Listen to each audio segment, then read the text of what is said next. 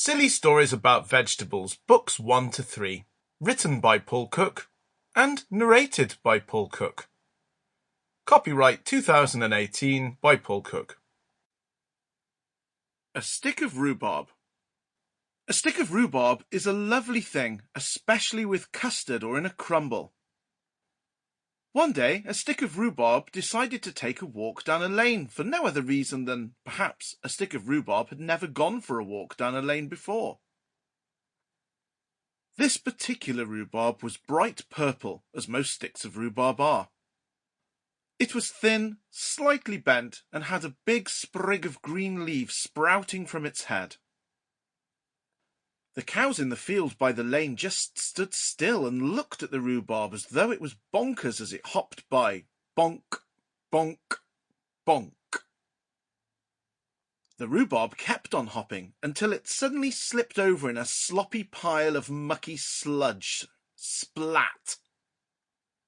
The rhubarb was covered in muck from head to toe. It just lay there on the lane, and a baby rabbit popped up out of a hole and took a crunchy bite out of the rhubarb's leaves. Munch. The rhubarb jumped back up again, and the rabbit hopped back down the hole quicker than a mouse being chased by a squashed tomato. Halfway down the lane, the rhubarb came across a cattle grid.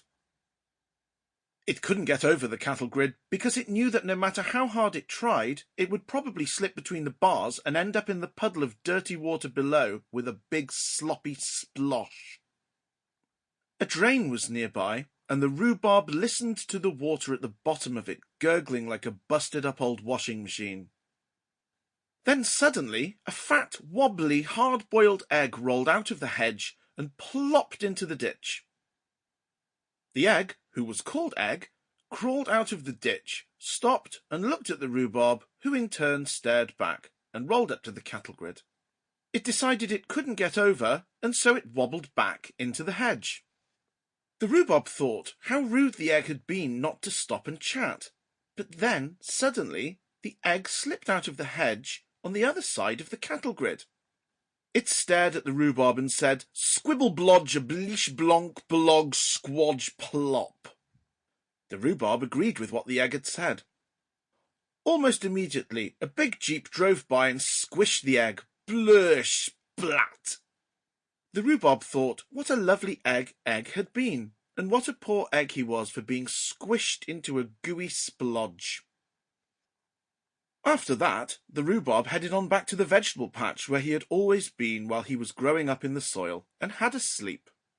A dog chasing a duck woke the rhubarb up the next morning as it crashed into a bucket full of purple paint.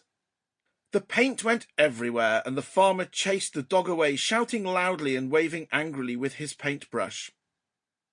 The dog left a trail of purple paw prints on the farmyard as it scampered away into the field. Later that morning, the rhubarb chatted with a couple of radishes, and was then picked from the ground by the farmer in the afternoon. Nobody has heard of the rhubarb since.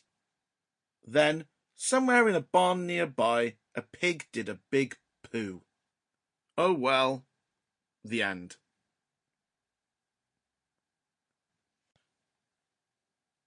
A big red radish is a crunchy thing, especially with some salt and a couple of spring onions.